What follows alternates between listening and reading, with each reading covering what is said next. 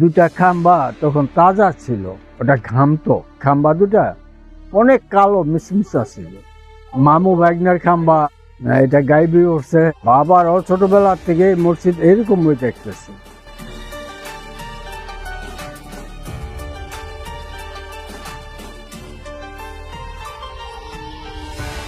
ইতিহাস ঐতিহ্য শেকড়ের সন্ধানে আমরা এসেছি মুন্সিগঞ্জের বাবা আদম মসজিদ। মসজিদের নির্মাণ কাল হচ্ছে 1482। মালিক কাফু এর দায়িত্বে এই মসজিদটি নির্মিত হয়।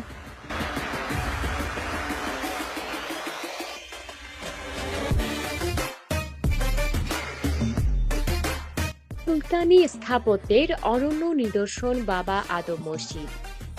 ইতিহাস থেকে জানা যায়, বাবা আদম ছিলেন একজন প্রখ্যাত ইসলাম প্রচারক, যিনি মধ্যপ্রাচ্য থেকে 1173 সালে তৎকালীন বিক্রমপুর পরগনার রামপালে ইসলাম প্রচারের উদ্দেশ্যে আসেন। সে সময় বাংলার সেন রাজবংশের শাসন চলছিল এবং এখানে হিন্দু ধর্মের প্রভাব ছিল প্রবল। ইসলাম প্রচারের জন্য বাবা আদম বিক্রমপুরের রাজা বল্লাল সেনের সঙ্গে সম্মুখ যুদ্ধে লিপ্ত হন। যুদ্ধে বাবা আদম শহীদ হন।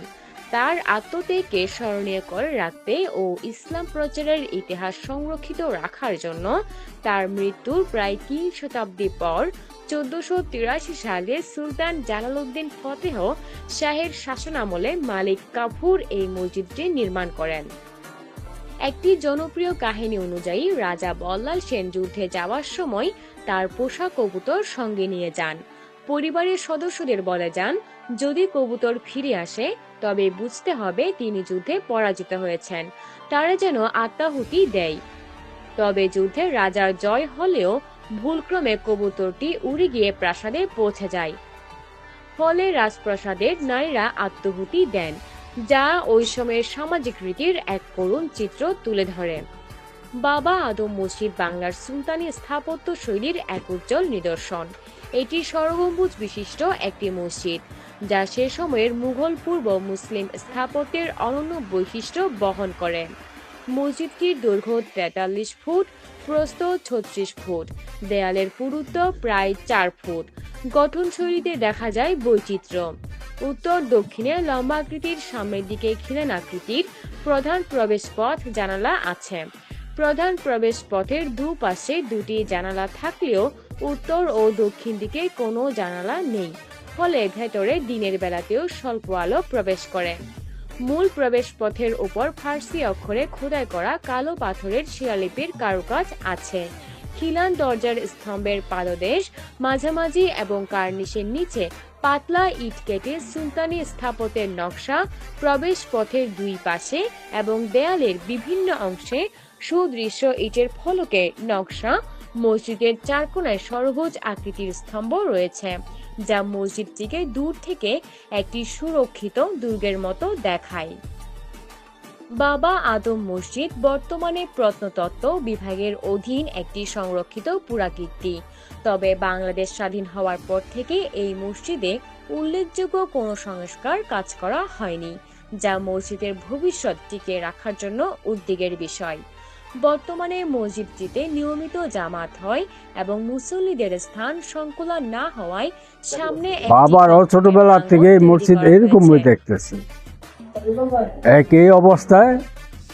কিন্তু এটার মধ্যে কোনো আমাদের সমাজের পক্ষ থেকে কোনো চুনা টুনা কোনো কিছু এটা লাগানো নিষেধ, যেহেতু এটা প্রত্নতত্ত্ব বিভাগের আন্ডারে আছে, সরকারের আন্ডারে। এখন নামাজির সংখ্যাও বেশি, মুসল্লির সংখ্যা বেশি, যার ধরুন আগের থেকে এখন একটু বেশি হয়, লোকজন বেশি হয়। ইসলামিক ফাউন্ডেশনের থেকেও ইতিহাস বই আনছে, কলকাতা ইসলামিক ফাউন্ডেশনের থেকেও বই আন না, ওই ইতিহাস আন না, ওগুলা বেশ কয়েকটা ইতিহাস মিলাইয়া একটা বই করা হয়েছে। উনি কোথায় থাকতেন, কোথায় যুদ্ধ করছেন, কতদিন যুদ্ধ করছেন, ওনার আস্তানা কোথায় ছিল। ওনার আস্তানা 35 বছর কাটাইছে বগুড়া মস্তানগড়ে। সাথে যে ইসলাম প্রচার করতে পাঠাইছে, প্রথমে একজন আসছে এই দীপুরে, এটা এখান থেকে অনেক দূরে দীপুর। উনি বিদায় নেওয়ার পরে আবার আরেকজন আসছে হযরত আল মুআবিন আল বসরি, উনি আছেন দেওসারে। এই বলাল রাজা যখন ওনাকে ওই দেশারে ইসলাম প্রচারে বাধা দেওয়াতে ওনাকে নেয়া কারাঘরে আটকেছে। এই সংবাদ আবার তখন বাবা আদমের কাছে যায় বগুড়া, তখন উনি ওইখান থেকে আসছে। তো বড় পীর সাহেবের নির্দেশেই আসছে যে তুমি গিয়া ওখানে আস্তানা দিও। ওনার সেনাপতি আছিল কাফু। হ্যাঁ, ওনাকে নির্দেশ দিছিল যে যেখানে বাবা আদম ইবাদত করতো সেই জায়গায় মসজিদ করে। তো উনি এসে এই মসজিদ এখানে করেন।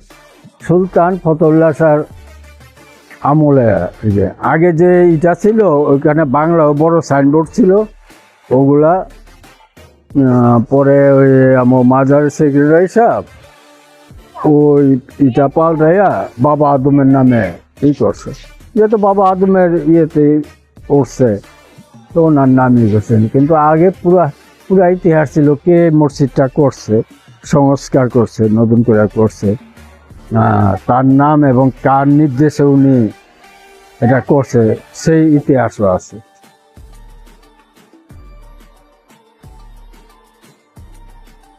এই মসজিদের ভিতরে নামাজ পড়লে মনটা এত শান্তি লাগে।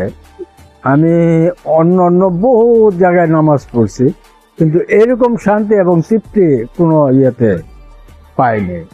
আর ছোটবেলায় আমাদের স্কুল ছিল বিনোদপুর প্রাইমারি স্কুল। এই দুটা খাম্বা তখন তাজা ছিল, ওটা ঘামতো, তা আমরা জড়ায়া ধরতাম। খুব ঠান্ডা লাগতো আর ঘামতো, ভিজতো শরীর। এরে আমরা অনেক বছর পর্যন্ত দেখছি। এটা এই দুই খাম্বা দুটা অনেক কালো মিসমিসা ছিল।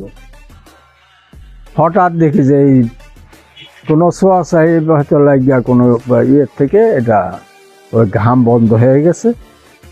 আস্তে আস্তে পায়া দুটা সাদা, এখন তো মাটি কালারের মতো হয়েছে, কিন্তু আগে ছিল খুব মিসমিসা কালার।